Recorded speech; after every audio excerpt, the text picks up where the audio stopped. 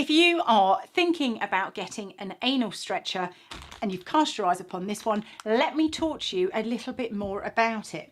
Now, when it comes, it's going to come in this completely black box. So the packaging is incredibly discreet. You also then have this sealed bag, and the only way to get it out of the bag is to cut the bag. So I feel confident that I'm the first person to experience using this. So that's the second point that you're going to need to know. The third point, and this isn't such a good one, is when you open the box, the only thing you get in there is your toy. There are no instructions. So please do watch this video right to the end, and I'm going to share with you exactly how to use it. So I have already cut this bag open to get to the product, but it does come sealed in the first instance. Now, when you get the product itself, this is what it looks like. You get a pump with a needle fitting and I'm not too sure if this is called a pressure gauge, but, and then you get the product itself. And this is how it comes when it's directly out of the box. We've got some light, gentle shaping to it, and it's an okay size. It's not a beginner's toy. I would definitely say this is something more leaning towards intermediate, if not advanced. So if you've got your A-levels, you're going to know how this works. So this is a silicone toy, and due to that, it's really important that you use a water-based lubricant. Let's just add in the fun and go for a tingle, just to really delight. And this is a water-based lubricant.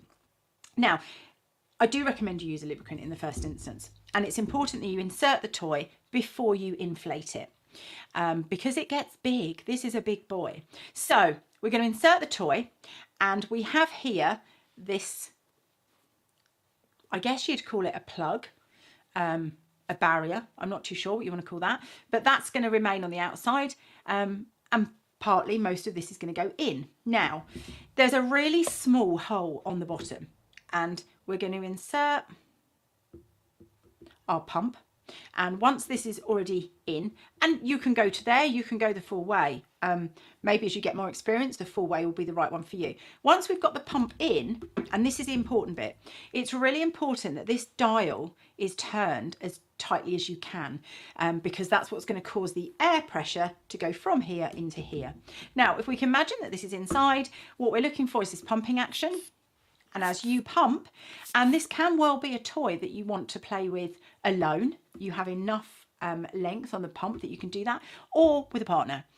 And if your partner is taking control, that might be really quite nice. So already we can see that's pumped quite a lot. I'm just going to tidy this box up because I can't bear the mess. Could call me anal. But this is what we've done so far. Now, I want you to see it to the best that you can. Now, can we see just how much bigger this is getting?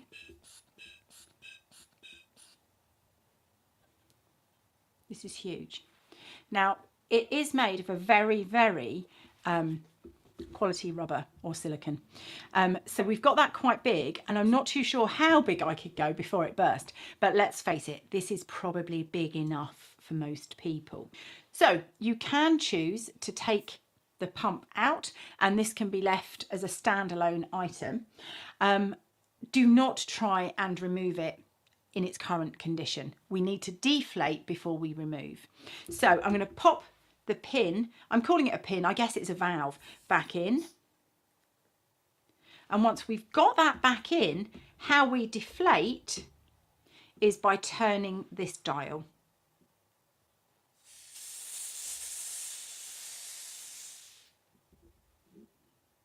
Not quite so impressive now, is it? So that is now deflated, and you would remove it. Absolutely, I would then give this a wash before popping it away. You can wash it in normal hot soapy water.